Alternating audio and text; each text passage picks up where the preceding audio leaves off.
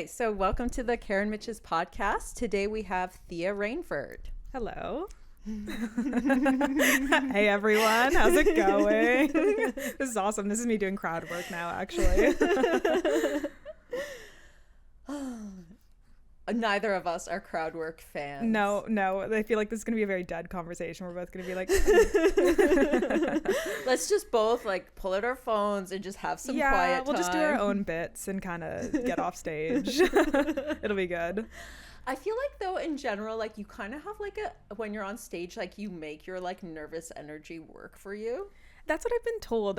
Someone came up to me after a show recently and was like, oh, I missed your set, but like you're the one that's like really anxious and like nervous on stage. And I was like, oh, I kind of thought I was like being really cool up there. So I guess I do have anxious, nervous energy. But it is weird because it actually, sometimes you are very chill as well. And it when within a set. So you'll come out there and be like, yeah. And then you'll also just like calm down and then just have like, it's weird. Yeah, I know. And I think like all of those nervous parts are like, all the cool parts are planned. I'm like, I plan every time I get up there, I'm like, be cool. And then every single time people are like, you were so anxious up there. I'm like, okay, didn't go according to plan, I guess. But I feel like I'm having like the same experience as you, but I'm not like making the most of it. Like I feel like I'm trying to swallow all my nervous parts, and it's just like maybe I'm coming off like the audience doesn't know who I am and they're like not I chill think with I me. have that problem, honestly. I feel either I have a bad perception of myself and so I can't convey it properly, or the audience is not getting it. But either way, like we're not on the same page most of the time. Are you into astrology?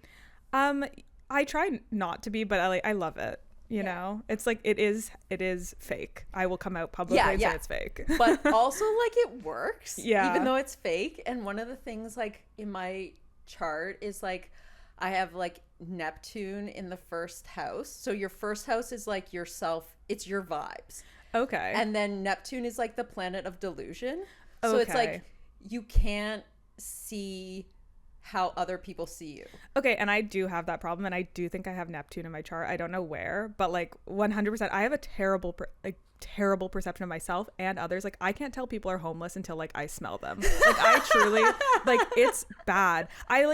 Tia and I used to bark together, and like truly she would be like, why are you barking like fully homeless people? And I was like, I didn't know. Like I just didn't know. It's terrible. I guess I'm just not looking properly. Okay, when you're dating and you're shopping for a new man, like, are you? Oh God, my friends, like one of them told my current boyfriend, they were like, I don't trust you because Thea has like terrible taste in men. Like I notoriously had bad taste in men until finally I got it right. Yeah.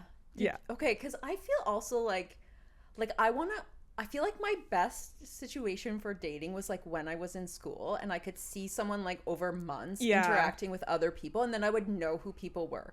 But if I go meet you at a coffee shop, I have no idea who you are. You know, I know right away when things are wrong. I have a problem of just like committing regardless. Like I dated like 2 guys for like 6 full months, and I was like, I didn't like you even for a sec. Like not even at the beginning I didn't like you. And like what do you think got you to date them? I'm a convenience girl, honestly. I was like, it's tolerable. I was like, I can put up with this. I don't know. I have low self-esteem, bad standards. So I was just like, let's go. Let's do it. And I'm really lucky that honestly Freddie like picked me up out of that. Made me so much better. It was like purely fate that we met. How did you guys meet? We met on Hinge. Okay. Yeah, so he says the old-fashioned way. We met online. And this was just luck that like eventually you encountered like a person who should have like 100%. This in the standards that you always should have been looking for. 100%. And he recognized you. Yes. He was like, this is good. Yes. No, like our first date was so good, and I honestly walked away, I was like 50-50. Like it was like the best date I've ever had in my life, and I was like, we'll see where this goes. Yeah. It was definitely interesting. What was your first date? We went to Earl's, very classy. I like Earl's. I didn't mind it. And we just like sat at a table and talked for like so long, like 3 hours, I feel. Oh my God. Yeah, we talked about everything. Like we talk about like space travel, and then we would talk about like day to day. I don't even think we talked about siblings. Like we did not talk about like anything that you normally talk about on a first date. I think like the first joke I made was like some like sexist homophobic joke, and he was like, huh? And from there on we were like, we hit it off. Amazing.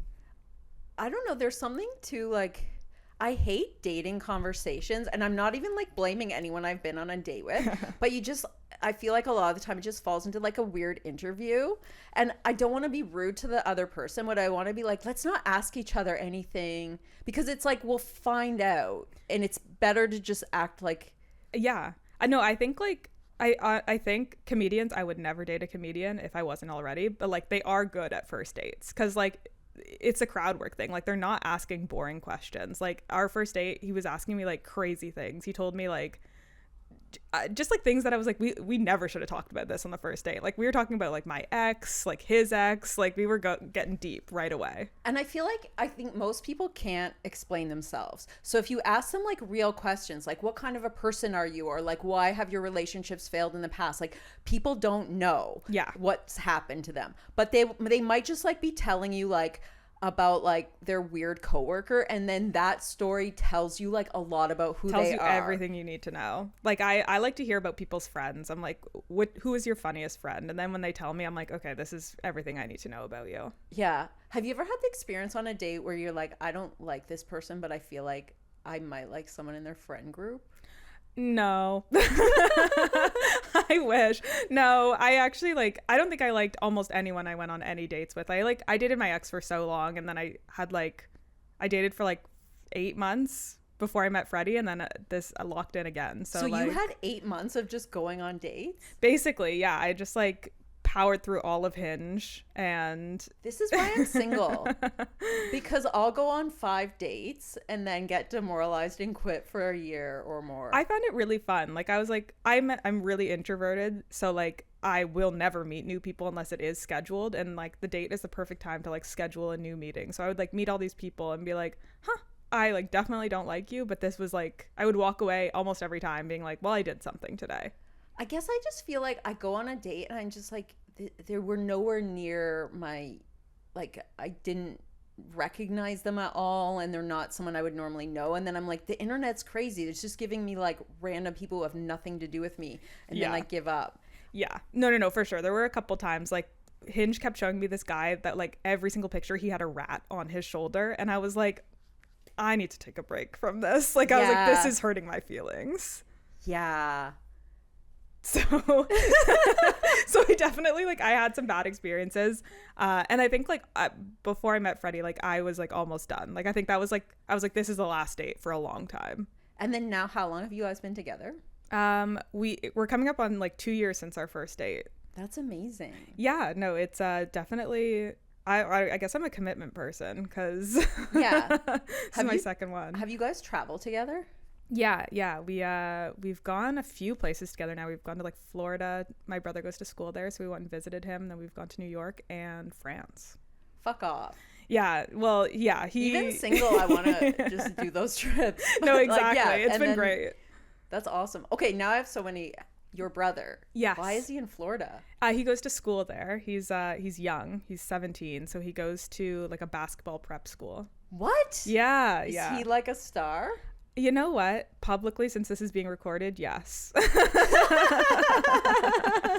Yes, he will be a star. I believe in him wholeheartedly. He's really tall. He's been 6'2" since he was like 14 years old. So oh my God. He's ready. He's got a lot of like high basketball IQ. I think they say that about people. Like he's very smart. Like he understands the game. Yeah. So I think like intuitive, smart player. Yeah. And so I think it's a good opportunity for him. Like he needed to like, I think he needed to go away and like try something new. Like he's a very adventurous guy, like when you give him the opportunity. So yeah. And I think like 90% of people getting into trouble when they're young is just like they don't have their energy channeled into something good. Yeah. So even whatever it is, it's just like, yeah, he's like in bed every day at 10 p.m. Like they run him dry there. So I'm like, I'm happy for him. I think it's a really good opportunity. So yeah, but he's in Florida, which sucks.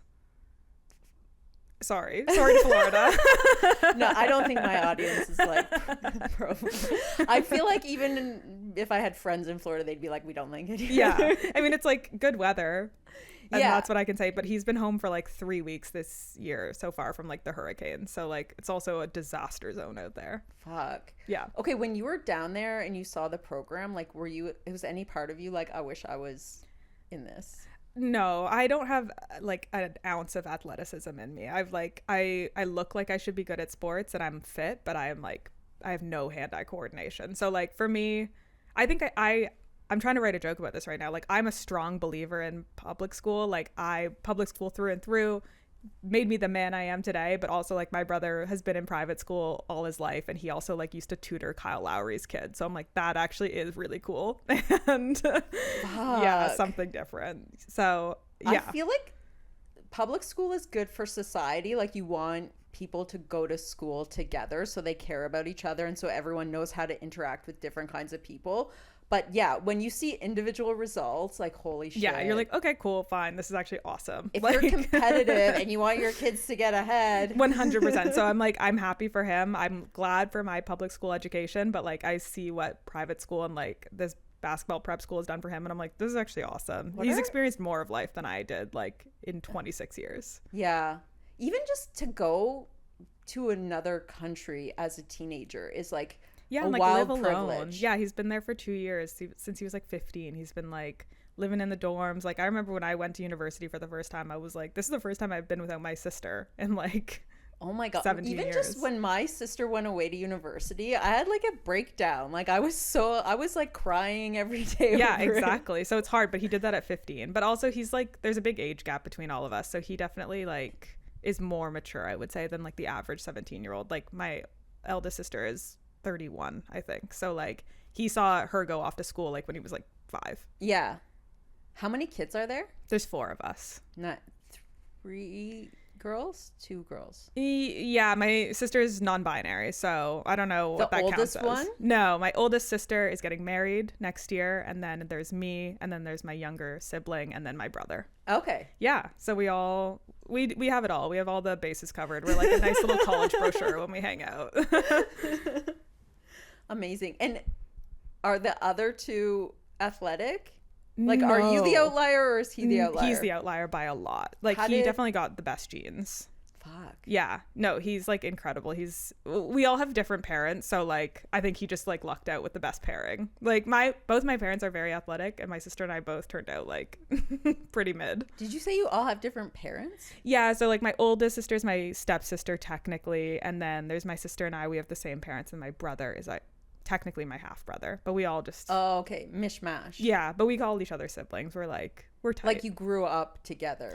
I would say for the most part. Like my parents got divorced pretty young, so like they're all my full sister, brother, like sibling, 100%. Nice. Yeah, it's nice. It's like, I believe it's really like the true being spoiled is having siblings and nobody. Like, I know some people have a sibling and one turns out as a sociopath or, like, it's really sad to be shackled to somebody who's a monster. So I don't want, but the best family you can have is just good siblings. 100%. We all, like, we have very different ages. And I would say that for a long time was, like, probably not the best. Like, we used to bully my brother, like, mercilessly. He was, like, 4 years old and we were like, you're gay. But like he turned out good, so I think like as we all age, we're aging into like friends, which is nice. Yeah, it's like, yeah, because I'm in my 40s now and I feel like those have been my like consistent buddies throughout my life. And like when you go through like certain shit, like it really matters to have that. Yeah, 100%. I think like now that we're all older, we're like definitely trying to be there for our brother. We're like, oops. So like, can I just go back to like, what are Lowry's kids like? I honestly didn't get to meet them. I didn't have the pleasure. But my brother went to like elementary school with Lowry's kid, I guess like in the championship year, like maybe a couple years before. He was young. Like my brother was older. He was like in kindergarten, but he seemed like a sweet kid. Do you think it's hard to be the kid of somebody who's really successful, or would you take it? I would take it. Like, I would take any advantage possible. Like, the thing is, Nepo babies are killing it. I was talking about that with someone recently. I was like, and it is an advantage because, like, you learn, like, people whose parents are comedians, like, you learn joke writing way earlier. Like, the first time that I started doing jokes, I was just like, is this funny? And, like, you can tell with people who are, like, Nepo babies that, like, they at least have structure down to what they're doing. So, like, I would take any advantage possible. Yeah, because there's sort of like two kinds of Nepo babies. There's like, okay, your parent is like rich and they've made it and they're killing it. But there's also a lot of people where it's just like your parents were in the industry you want to be in. So it doesn't matter, like, even if they're just doing makeup on a movie set, like, they know how that industry works and they can tell you which way to go. Whereas, like, some people are just like fumbling around during 100%. The years they should have been crushing it. I think, like, I was saying this to someone and maybe it's not true, but, like, in a way we're all Nepo babies to something, you know? Like, the reason that I have, like, a corporate job now is because, like, my mom had a corporate job. And so, like, I knew a little bit about that, like, industry and how to get in and, like, how to speak to people in a corporate manner. Like, in a way, like, I don't know, your parents work at the LCBO, like, they could get you a job there kind of thing. So, like, some of us are blessed to be Nepo babies for, like, and I'm also basketball. In the, like, corporate world and with parents who were, so it's very, I feel like, similar. And so it's like the advantage is, like, you take what you can. And so, like, I knew how to speak corporate, and so that was, like, helpful to get corporate jobs. Like, if I knew how to be a comedian at a young age, I would have taken that 100%. And, like, it's weird, like, when you're in the comedy scene and you have kind of, like, the corporate job, you realize, like, how lucky you are. And even though it's, like, I, like, desperately want to be making it in comedy, it's, like, part of me is, like, well, I should just also take a moment to be grateful I didn't, like, wait tables all day before. Oh my God, and I love paying my rent to, like, live in my nice apartment, you know? Like, there are so many things that, like, having a corporate job really does benefit you in life. Like, I can go get a massage and, like, go to the dentist. Oh man, I was talking to someone and I was just saying, like, oh, I like went back to therapy and they can't afford therapy. They were like, how are you doing it? I'm like, oh, just you fill out, you should just go into the portal, go onto Sun Life and say, yeah, I just did therapy, and they're like, perfect, here's $200. No, 100%. It's like, it's very nice. It's a luxurious life. I feel like we need, like, some kind of fund to get therapy for all the comedians. I think they would squander it. I'm against communism when it comes to comedians. I'm like, you guys, you need to work for what you have. No, I'm sorry, comedians. I'm sure you need therapy. Do you deserve therapy? Yes. They'd rather do it on stage. Yeah, exactly. So many of them love to do it on stage. One of my favorite things that you do at open mics is when you pull the class. Yes. Like, I remember one time you just, like, asked the class, like, how to take nudes. Yes. No, I'm crowdsourcing at all times when it comes to an open mic. Have you, like, and do you feel like open mic people are who you should be asking for advice? No, I actually regret it, like, 95% of the time that I do it. Like, I'll ask something and then people for so long after will be like, and have you figured out the nudes thing yet? I'm like, don't worry about it. Oh, shit.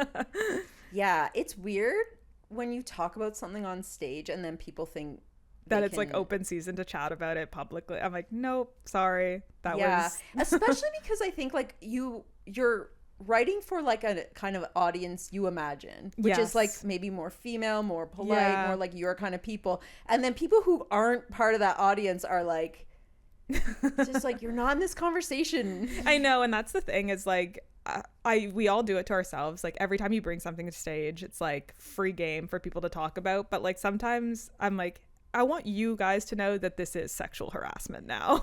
I'm like, and you've crossed a line, just so you know.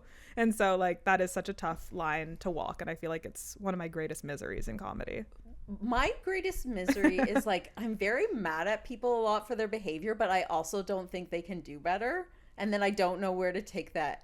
Or do you think they can do better? No. Like, no, 100%. You're so right. Like, you know, the conversation about weaponized incompetence? Yeah. Like, I think a lot of people are incompetent. Yeah. Some people are weaponizing it, and most people, I'm like, no, actually, this is, like, if I asked you to clean a dish right now, you would not know what to do. Or when you try to like get people to like, oh, we need to like care about other people and like make these global changes, but then they do it the wrong way. Yeah. And then it's just like maybe we should have said nothing, because people are just bad at being people. No, it is actually, it's so tough to like have that kind of cynical view of the world and then just like continue to do what we do, you know?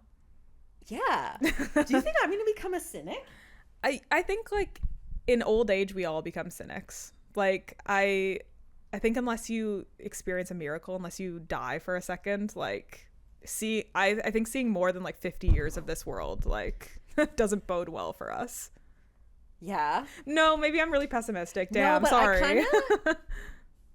I think there's some people, but I don't know what it is.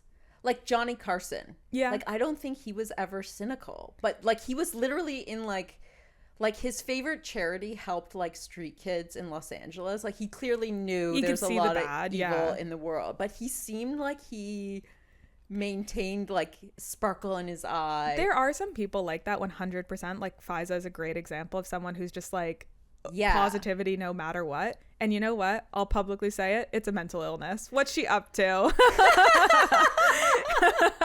No, it's great. Honestly, it's like one of the better ones to have. But like, it's so hard to keep that up all the time. And like, you are a magician of the mind to do something like that. Is Faiza a Disney princess? 100%. I think she was like dropped on this earth for us all to like take a look in the mirror and be like, hey, let's do better. Yeah, 100%. I think it's like a gift that she's been given. But like, that's so like unrealistic for most people. Like what she has is different.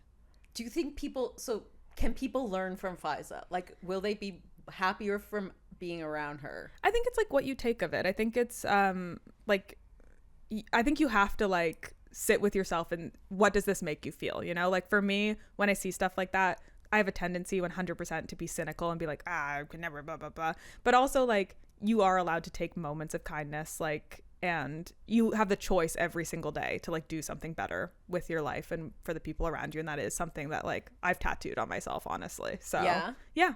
What's your tattoo? It's like a quote from East of Eden. I don't know if you've read it. John Steinbeck. No. Okay. It's Tim Shell, and it just like means like basically make the choice to be good.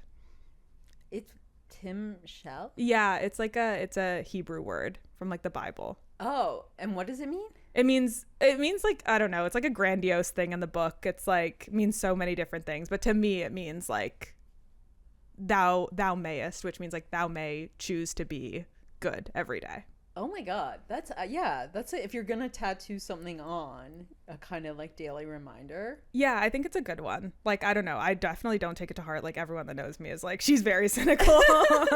But I do like in the end want to be remembered as someone who did like some good, hopefully. Yeah. Okay, this is my thing. Like when we think about Faiza, okay, do you ever feel like someone's so good you can't learn from them? Like one time my sister was like new in her marriage and she was like fighting with her husband a lot. And she mentioned this to her friend who was married for a few years longer. And the friend was like, well, when are you guys fighting? And she's like, well, we'll especially fight when we're driving on a road trip together. Mm-hmm. And then her friend was like, well, what me and my husband do when we're on a road trip together is we sing. And then it's like, because they're singing, they can't get in a fight. But it's like, fair enough. My sister's like, I can't, like her husband can't do. Yeah, it doesn't want to. Like some people just don't have the personality to do shit like that. I think it's like a perspective thing there. Like sometimes people give advice and you're like, you have no idea what I'm going through. And like, this is not applicable even in the slightest. But like, I think for me, there's always something you can take. Like there's always something from Faiza. She handles situations like so differently than I ever would. She's like, always handles it with grace and kindness. And I'm like, sometimes like that's not how I want to handle it. But it's good to remember that that's an option, you know? Yeah. And like that, at least for me, again, like a big thing is like making a choice. And so like if I choose to be angry, I like know that I'm choosing that over something else, and I can feel like resolute in the choice that I've made of like, I could sing right now. That doesn't feel something that's like natural to me or like what I want to do. And so I will not choose that. And in that choice, I've like done something for myself. Yeah. I definitely think over time I've started to know more like about when I'm being angry because I like that feeling better than like just being like sad about a thing that isn't gonna go my way. Like it's definitely like a like you don't want to be angry, but sometimes it's like you're sometimes it is the right thing. Like we have to honor how we feel, and I'm like, you can tell I'm in therapy by the way that I speak. Like you have to honor your emotions and like feel them and not suppress them, and like anger is a real one that we do feel, and like it's because we feel slighted or whatever, and like you just have to notice your triggers and like do something with them that you feel is positive. Like if feeling the anger means like hitting something, hopefully it's like a gym bag, you know, like, but do what you need to do to get it out. Do you feel like when you talk about anger, you feel like people don't believe you that you're angry? I think anyone who has seen me angry, like definitely knows that I get angry. I think a lot of things like, I don't often get angry, I would say. Like it takes a lot to get me angry. It takes very specific things. So like, I think maybe there are people out there that wouldn't believe it, but anyone, like my roommates from university would be like, no, I've seen it. Like she gets angry for sure. Do you have that problem? Yeah, like because sometimes, like because I did anger wasn't my dominant issue. It was like anxiety, but I did do some anger management because that is an issue for me. But I feel like sometimes like I'm talking to comedians and they're like don't feel like because they're male. Yeah, they're just like, you don't know, and I'm like, but I do know. And then it's like somehow like I don't know because I'm not angry enough, but they're angrier than me, but they're still not angry enough to go to anger management because they haven't like and that's the thing is like I feel like most people like they just actually do not know you. Like I think most people's perception of me like is probably not right, because like what I show on stage is like not who I am, and so like who you show on stage and even who you say like who you are off stage to these people is not like the genuine you know. So like it is hard to imagine that like what we're doing up there is an act, and so like people are like, no, you could never get angry. I'm like they probably believe Fiza can't get angry, but like 100% she can, because like she feels slighted sometimes. Yeah. So I think it's like, have you seen Fiza angry? No. I wish. I try every single time I see her. I like push her around a little bit just to see if I can get her. When you were starting comedy, was she one of your like people you started with? Yeah, I had like a nice little crop of women that started at the same time as me. I don't know, I said little, sorry. Big horde of bitches. Yeah, and so Fiza, Tia, Curry Bradshaw, like there were a couple more, Chelsea Brewer, like we all kind of started at the same time. And you guys are all still at it, like almost 2 years in? Yeah, I would say so. Like I think everyone's killing it. It's really great to see that like we all started around the same time, Suggle, and like kept with it. Nice. Yeah, I think like starting with a lot of women honestly made it a lot easier for me. Like it's a man's world out there, and I don't think I would have survived without Tia for sure. Yeah, I feel like it's helped me that there's just more women in the scene in general. Like I think there's just like, I don't want to like overstate it, like, oh, the scene's fine now, but it's just like there's enough. It's not like one other girl and you have to be friends with her. Yeah. It's like there's like a bunch of different women in it. And yeah, like, and there's like different like, I don't even know, is clique the right word for it? Like there's just different groups, and like you can find your own. Like it feels like we're at a high school in a way. And so like you can find your tribe. Because I think for a long time it was like you just be by yourself in it. Yeah, that's what I hear for sure. Like I started with Tia, and that was kind of like my ride or die, like still is. So like for me, I always had a woman with me, which it made the experience like so much easier. But I definitely like have heard from a lot of people that it was kind of just like one at a time for a while, which is tough. Yeah. And like, I don't know, I don't know if we talked about it when she was on my pod, but I was talking about Rebecca McDonald, and she was like very young in the scene. Like she was like early 20s before there were very many women in the scene, and that just seems like it's almost like going to a bar regularly by yourself. 100%. Like it literally is that. Yeah, 100% it is that. It's like engineering didn't like let a lot of women in for a long time, and so like being a woman in there was like being fed to sharks all the time. And so like I'm glad I was born late enough in life that a lot of the things I do, there are a lot of women around, which has been great. Yeah. My sister did engineering back like in early 2000s. Scary. It was, yeah. But she had like a group that was like women in engineering, science, and technology. So she had like a little like, but that's the thing is like they like women in STEM is like so much more. Like I had women in engineering, I had women in like my class, you know? So like even that like camaraderie is so important. And like when I went to school, like there were very few Black people that went there, and like by the time I left, like they started like a National Society of Black Engineers, and I was like, that's really important. Like it's more than just like seeing someone that's in technology and being like, okay, we can link up. One of Julie's best friends from university is this like Black dude who's from Africa, and like their friendship is basically like, he was like, hey, like, we don't fit in together. And they were like bros. No, it's definitely really important. I like owe so much of my success in life to meeting the right people at the right time. Like I had a roommate in first year university who like was another like mixed girl, and like that was the reason that I was able to survive, is like we were going through the same thing. When I went into engineering, like one of my frosh leaders was this like Black guy who were still like best friends, and I owe so much of my success to all of these people who just like came in at the right times. Like Thea again came in at the right time, and just like they're all of my support system. Is there like a good support system with like Black people in comedy?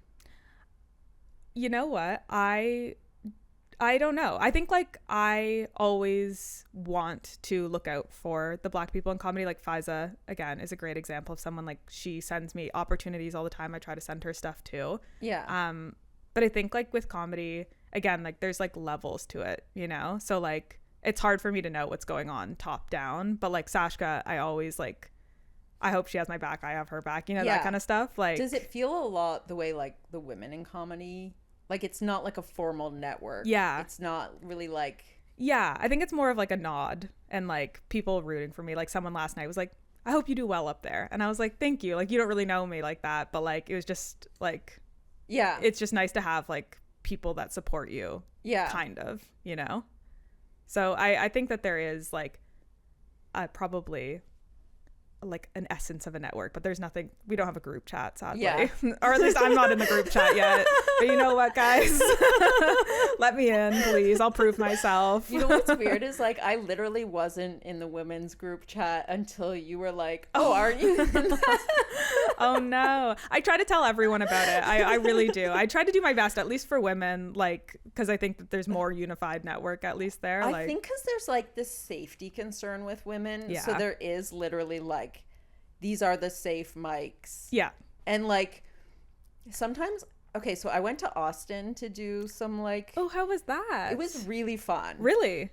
I had a really good time, but it's a very male, very like incel kind of. I don't want to say that in a mean way. I just mean it's. I think it is what it is. Vibe. Every scene is different. Like the LA scene, New York scene, Austin scene, they're all different, and that's fair. So I was talking to this woman, and she's like, she lives in she lives in, where is it? Oh, Minneapolis. So like the Midwest. Yeah. But she goes to like Austin regularly, and she's been going for years. So she was able to like tell me about the scene and like as a woman. And she said there was like a period of time when there was like more women, and they were trying to like you know, get women up at shows and like help. Yeah. And then that kind of like fell apart. But she said like she still gets up early in mics, because what she does is she goes to the mic and she tells them like, I'm a woman, and if I have to wait till the end, I could be harmed. So Fair she enough. always goes up like early. Fair enough. On the mic. I try to do that all the time at Tammy's. I'm like, hey, I'll be harmed. Let me up. Never works.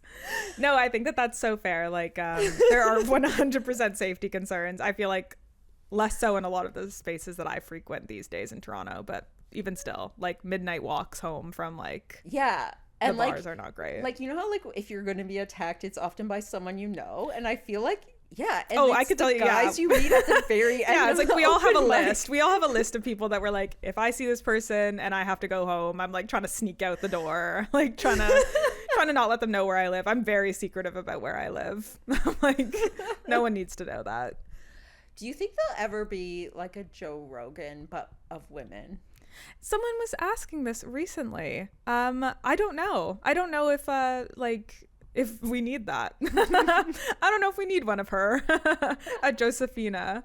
You could be if you'd like to. Do you feel like that's your calling? I don't know. So not really like, okay, actually I do want to be like Joe Rogan. Like I do aspire to podcast like on that scale. He is like who I look up to as an interviewer. I was thinking a lot about Tony Hinchcliffe, because he actually has provided like an incredible like avenue for people who are trying to make it. Yeah. And then I thought like, okay, if I had some degree of celebrity, like, would I want to be somebody who's like cultivating new talent? And because, like, okay, even if you hate the guy, you have to admit, like, there's people who are very low in comedy who have like a public audience because they go on his show regularly. 100%. And he like gives people feedback. So it's like a comedy club, like what you get out of being attached to a club. Yeah. But also with like the broader kind of fame.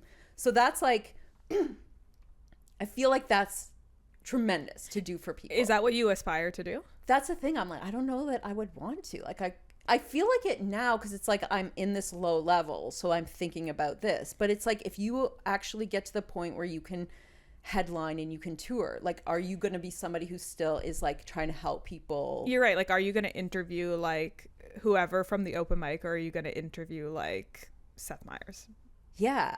Like, that's a tough decision to make. And then it's like, I kind of feel one of the things like women lack in the scene is that like lower level of infrastructure, like just people who own a club, people who like do like really like small time stuff. Cause I think most of the sexism isn't even like, it's not like that guys want to like keep girls down. It's just like they're promoting people they like who happen to be men. Yeah. So you need women who just like run a club whose favorite people just happens to be us. No, it's totally fair. Like, all the club owners are men, and like there are some that do a much better job at like giving opportunities to women. And like, I think the thing is, like, you have to prioritize that. And like, that's what I learned from like my engineering, like with the National Society of Black Engineers. It's like you have to like prioritize Black people to like show them the opportunities. Like, people don't go into engineering because they don't see themselves in it, because they're like, oh, there are no women, there are no Black women in that, I couldn't do that. There's like no women club owners, so like we don't see ourselves in these opportunities, and so like we're less likely to go for them. And so I think like Danton does a great job at like promoting women and putting women on. He's got like the woman show every week, and so you have to make a concerted effort to do that, and I think a lot of people just don't. And Danton's space too is like, it doesn't feel like a safe space. Like, do you know, but it like, you know, 100%, I think it's friendly, and I'm not I feel safe when I'm there, but I'm not like, oh, this is an easy crowd, or like, or I can't say something and I might get blah blah blah. Like, it's very much like you can still say what you want, but like at the end of the day, like I could be there at 2 a.m. and I would feel safe. 100%. And some of my friends are like guys I meet at like Keys. They're more like, maybe wouldn't feel comfortable in a safe mic, but they can just go to. Yeah, I think it's a great like clash of both worlds. Honestly, he's done a really interesting thing there that like, I think in a very polarizing society, like, is not easy to do. Yeah. And I feel like, some people with the best intentions can't do that. So but I think like that's due to his like commitment to it and like partnership with people in the community. Like, Mickey is also like a huge part of the club and like brings that other perspective, and like them working together, I think makes it so that it's like got all these safe space elements, but brings in a lot of like diverse people that are all just trying stuff out. It's like a space to try something out. I feel like for me too, like one of my problems is like I don't like being criticized, and I don't have a good capacity to listen to it. And I feel like you have to take it, like, not just like do anything anyone tells you, but if someone's like mad at you about something, like you can't just be like, fuck you. Yeah. No, I don't know. I'm really bad at feedback too. Like, but every single time I get like harsh critical feedback, it does make me better. And so like, it's a double-edged sword, you know? Like, every time I've gotten the harshest feedback, I like write the best jokes after. Yeah. Yeah. Do you think you've leveled up like because of that? I think like I can see big like spurts in my like growth 100%. Like, I did the absolute competition we were talking about earlier, and I got really bad feedback from it. Like, all valuable in a way, but like pretty harsh feedback of like things that I do on stage that I like don't convey like confidence, whatever. And I think like afterwards I wrote like 6 new jokes, like had like, I have like 8 new minutes now from that. Like, all of that really like made me like put the pedal to the metal. I was like, I did something wrong, like whether the feedback, all of it was warranted or not, whatever. Some of it, I just took what I could from it and did make myself better. And so like, I wouldn't say I have leveled up yet. I would say I'm still at the same level I was, but like I try my best if I get feedback to like take it and do something with it. I think like feedback is a gift. That's what we say at my job. It also matters like who it comes from. Like, 'cause Mitchie said the same thing, like where she was in the absolute contest and she just valued like the feedback she got. But sometimes like you're just out at mics and you get like people telling you shit where you're just like, I don't want help from you. Yeah, exactly. There are so many people that like have given me tags that I'm like, hey, I think you're really bad at this and I won't be taking that. But there's also like I have like a good judge of who I respect and who I like, not that I don't respect, but just like people who are giving tags for the sake of giving a tag or like want to like big dog you and be like, this is how you can make it better. But there are a lot of people, like Hannah gave me some like very brief feedback the other day and I was like, I take this to heart, like 100% whatever you say, you know? It's like you just need like the feedback from like the good people. Yeah, there's just people like I don't even know everyone that gave me feedback at Absolute. I didn't know most of them, but like they were giving structured feedback and I was like, that is, no matter who it's coming from, like an opportunity to learn. And so I try to learn from most of it, unless it's like really like just a drunk man on the street and I'm like, you have no idea. When I was new, I did a comedy class, and then for a while I was like in a group chat with all my comedy class people, and sometimes like, because I'd be shy to just take something to the mic, so I'd record myself saying it and drop it into the group chat. Oh, fun. And that was like a really good, and not everyone in the group was like a strong writer, but everyone was like good enough, and the group of them together were very helpful. Like the hive mind of it. Yeah, I think like I used to really like the joke marms that were going on. Like I value any feedback, even if I'm not going to use it. Like I, as I said, have a terrible perception of myself. So it's just good to like get an outsider's like view on things most of the time. And so like Tia and I used to write almost every single thing together, and I would bounce all of my jokes off of her when we had more time. So like, I think that's something that's always been really valuable to me. Yeah. Do you think, like, do you write on your own now? Like for the most part, I always did, like, but we would like, I would take her all my like partially finished. I think every single joke that I had up until like, honestly, like a few months ago, like Tia had seen before it went on stage. Like it was, I think we just got so busy, like it was not a sustainable like practice for us. And as we both like are now booked on different things all the time, it's not as easy. But like I usually call my sibling and like ask them like what, if it's anything ever, and like I try to run stuff by Freddie, but like his opinion means so much to me. If he's like not funny, I'm like, scrap it. I like rip the page out of my notebook. Are any of your siblings really funny? I would say like my younger sibling is funny. Like I respect what they have to say.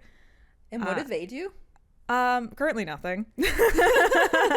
Currently so deeply unemployed. Get a job.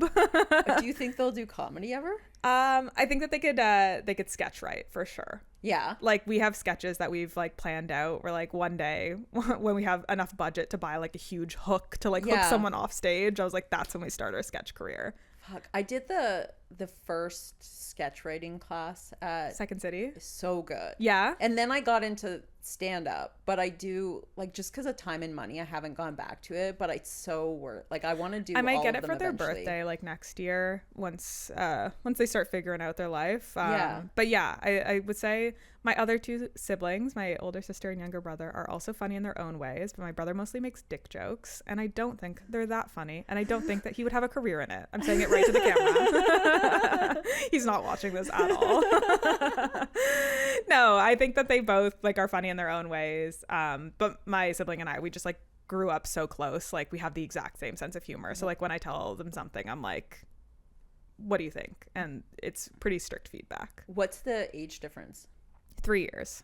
Fuck, that's good. Yeah, that's it's like usually the best friend. Yeah, exactly. So like we're very tight. We talk like most days, I would say. And so every time I have a new premise, I'll run it by them and be like, you could get them to run like your like writing sketches for you to be in, and then I think it would be fun to do like duos. 100%. I think it's just like they just graduated, like it's figuring out lifetime, you know, like we'll get into sketch once everyone's settled down. Yeah, that's like something I haven't done yet, is like all my online content is just like my podcast, and I want to do some kind of like sketches that I put online, but I haven't like figured it out. It's a time commitment. It's like I see like Edworld does a ton of them, and like writing, producing, putting them out, editing them, like all of that is so much work. I just like, I don't have it in me right now. I don't even post clips right now, so You're just like trying to get to as many mics as possible. Yeah, I'm just trying to be good first. I have a joke about it that no one likes, but like I'm scared to put out clips because I don't want to find out that I like don't have body dysmorphia. Like people are like, no, that's what it looks like.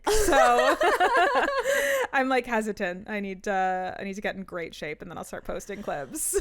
No. No, I know. I think like once you start doing clips, like you have to put them out consistently. You're doing such a good job with the podcast. Like it is so like regimented. Like you got to just keep doing it. And I'm just like scared that I'll half-ass commit and then like I'll have all these clips online that like people go and be like, oh, 1 view, so sad. Yeah, there's also something like I'm not comfortable to fail at that. Yeah, I'm not comfortable to fail at a lot of things, but that one's a very public one. Yeah, and it's very much like, especially because some people, their clip is mostly just them, and it's very much like your own charisma being judged. Yeah, and it's like, I don't know, you burn jokes when you put them out like that, which I totally could. I've got so many jokes that I don't do anymore that I could put online. It's just like, what if people say it's not funny and they say I'm ugly? Yeah. I'm like, how am I going to sleep at night? Even if you're hot, people, and you are, but you. like, but that, it's almost like hot people sometimes get the worst comments on their looks because people think about it and then they're like, you're not that hot, and then rip into the way you look. I know someone like Gigi, they posted some clip of her on like Backroom and all the comments were so mean, and Gigi's like, and hot. I was like legitimately I was like, this will hot. never, and she was clapping back in the comments. I was like, you go off, girl, she's like strong and brave. And I was like, it couldn't be me. Like one comment being like not funny, I would be like I'm so sorry. So I don't know, my ideal situation is that they're like not funny, just hot, and I would be like that's what I'm most insecure about. Fuck, I guess that's how people get into comedy, right? 100%. You gotta have something wrong with you. Yeah.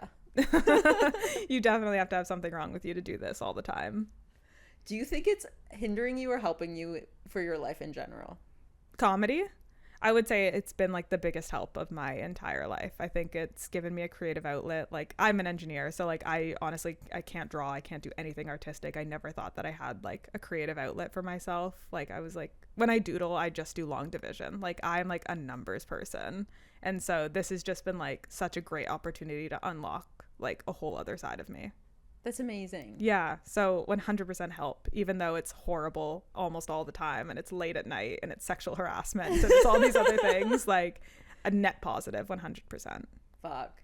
Have you ever done comedy with engineers? There are a lot of people in comedy that are engineers, like Raul Tapiwala, Leonard Chan, I think, is an engineer. Like there's a handful. So you guys we can be funny. Yes, I think so, you know, in our own little way. But no, every time they have an audience of engineers, I'm like, I have like a lot of PTSD for my engineering degree, so I'm not interested. I feel like engineers have the frustration to be funny, but they're sometimes just not like fluid enough. Like 100%. And I think like Freddie talks about this. He's like, engineers are very like how, and to be creative you have to ask why.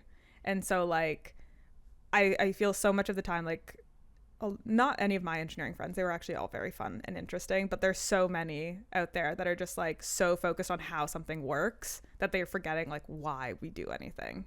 And that's really like it's against everything that comedy stands for. Yeah. And so I don't like to crowd work engineers.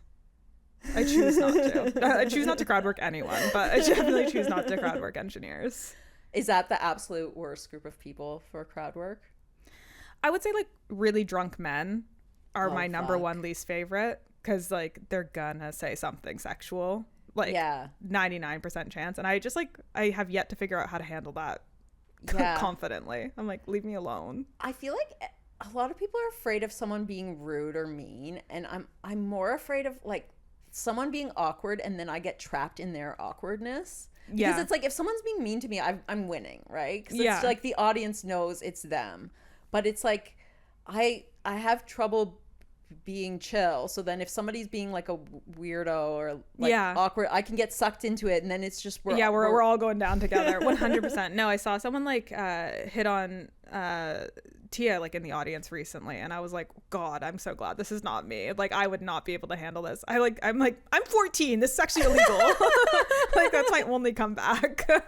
I'm like, you're being a pedophile. Actually, go away. Did she handle it well? I think she did. Like, she handled it as best she could. But like, I think it's a bad situation. Like, men are gross, and they're like say gross things to you on stage, and then you're just like, haha, okay, shut up. I'm gonna just do my own thing now. And I just have not figured out how to like. One thing I struggle with is like when I'm on a mic with like on a show with a lot of men, and there's like maybe 2 women in the audience, and then the men keep talking to the women and they're like hitting on them or just overpaying attention to them, and then I feel like I'm supposed to protect them, but I'm like, I don't know how. Yeah, I don't know how to do anything. I'm not a saver in any way. I'm like, you guys are going down. I'm gonna kind of just do my own thing here. Sorry. Yeah, it happened at a mic that I was at like 2 days ago, where like this guy was so weird to this group of girls after, and I saw Hannah actually go up and handle it so well. Like, she was like, so sorry for that. Like, should we call the police? Like, she had like great riffs on it, and I was like, next time. Yeah, no, Hannah's really good at handling bad, like just a shy audience or a lot of various she's problems. Incredible. And I hope to learn from her. I hope to learn from all of the like great female comedians in Toronto. Honestly, there's so many. I learn from Tia every day, so like it's a good opportunity to just watch what they do and try to do it as well. Yeah Is there anyone like, who's your favorite comedian overall, like famous comedian? That's a good question. People always ask me, and I never have a great answer, but I really like Joel Kim Booster. He was just in Toronto recently. He's like Joel Kim Booster. He's Kim like Booster. He's gay. Is that a gay made-up Asian name? I know, it's like 15 names. He's adopted. Okay. So I feel like he's Gaysian, but with a weird white name. Yes, exactly. Okay. Classic. I think he's really funny. I saw him like when I was just getting into comedy. I saw him do JFL, and it just like blew my mind how like quick he was, and like he was like writing and improvising on stage, and I was like, this is what I want to do. It's just like have great jokes, but like be fluid enough to like go in and out of them and still interact with the audience. So I really like him. Nice. Yeah. But then like famous, I don't know. I like Chris Rock. Yeah, I do. How did you feel about the incident? The slap? Yeah. Honestly, I'm anti-violence. I'll come out and say that. But it was funny. It was really funny. It was great. One of my favorite things was like, there's a clip. There's no audio to it, but it's from a distance showing at the awards Andrew Garfield was there, and you can see him telling someone the story and like acting it out. That's really funny. It looks like he's having an amazing time. No, I love to retell gossip. That's one of my favorite things ever. That's like half of my jokes at the beginning were just me telling my friends gossip, and then they were like, hey, you have to stop doing this. You're incriminating people. Like, there's a joke that I used to have where I would like say someone's name, and they were like, like someone posted it and they were like, hey. So that's just this guy now. And I was like, yeah, you're right. So I've been trying to change names in all the stories that I tell, but even the jokes I did last night, one of my friends was in the audience, so I didn't change the names, and I was like, I should have. Fuck. Yeah, it's dicey, like, because especially like a lot of people in comedy are talking about their relationships, but we all know who you're talking about. I find that so fun. I love when people are like, oh, in the bedroom we do this, and I'm like, ew. I'm like, that's disgusting. I do feel like a good chunk of stand-up comedians do somehow tell everyone what their kinks are. Even if they're not like the most raunchy comedian being like, this is what I do, like it comes out. It does. I think it's funny. I really do. Like, every time I tell a new joke, but that's like got to do with sex stuff, I always am like, this is not about anyone that you guys know. And if you think about like, okay, in the middle of winter, and it's like you go to do an open mic, like it's January, it's a Wednesday, you're depressed about your life, like it's great to just find out some like trash about other people. No, every open mic is honestly just hearing gossip. I'm like, that's the only reason I ever go. I'm like, I need some more gossip on who's fucking who. I feel like Danny had the best open mic for getting everyone out and much gossipy. It was like the closest you could get to like going back to high school with like an adult level of confidence. Yeah, that was great. I miss those nice summer days at Poorhouse. Like literally everyone would be there. Shit would go down every time. I was like, this is awesome. I love it here. Should we get Danny to bring back his mic? Yeah, he's back in the scene. He's like doing open mics and stuff now. So Danny, bring back the mic. He also had that because he was always hosting a contest and people wanted to be on. Exactly. No, it was need great. Someone to lord $1,000 over all the open micers. Exactly. And there's no chance we're gonna win it, but like I was there anyways. I was like, maybe it's gonna be me. I've been doing this for 6 months. It could definitely be me. I could be the best Toronto comedian. No, 100%. That was a great mic and it was early. I love a 6 p.m. mic. Yeah. Like, get it out of the way. What's the farthest you've gone for a mic? Guelph. How was it? You know what? It was good. It was actually not bad. The food was good. I had nice chicken fingers there. Poorhouse had bad food. I never ate there. It was I never always ate there a one disappointment. Time. I don't eat at most open mics, honestly. I've only ate at the Guelph one because I had to leave like 4 in the afternoon to get there on time. So no, Guelph is pretty far, but it's good. There's good stuff out there actually. Like Kitchener, Waterloo, Guelph. I've done some great shows out there.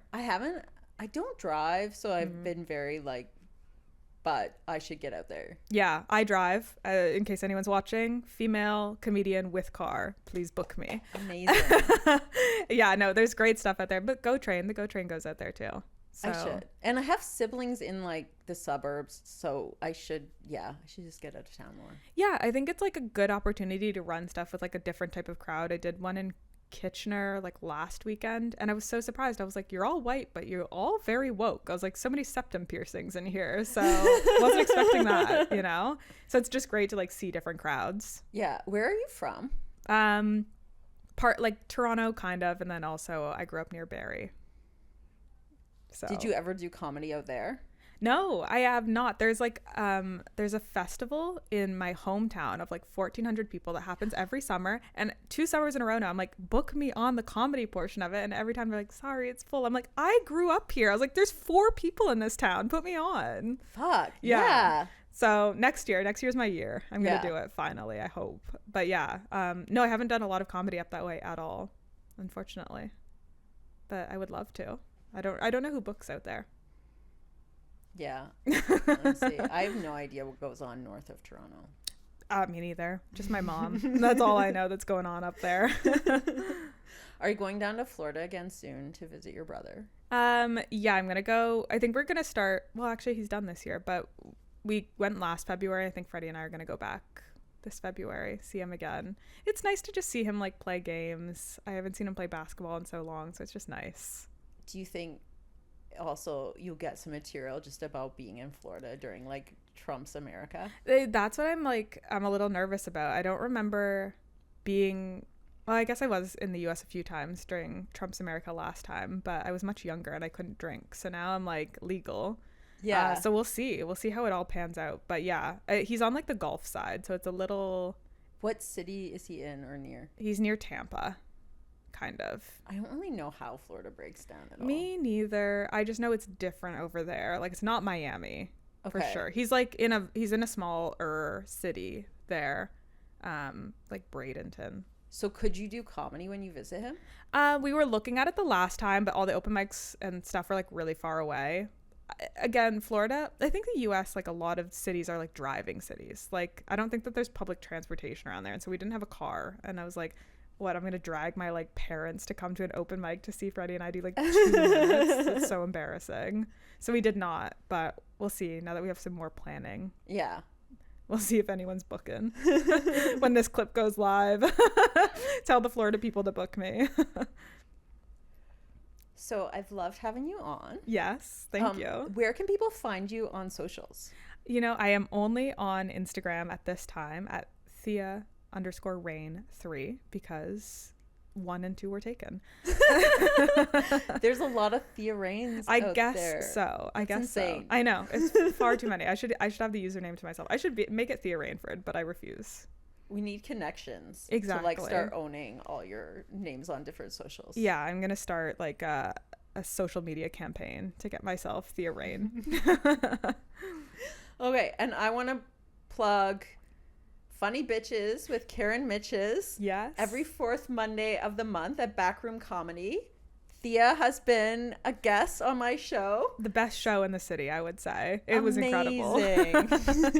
Thank you so much for being on. Thank you for having me. This has been great.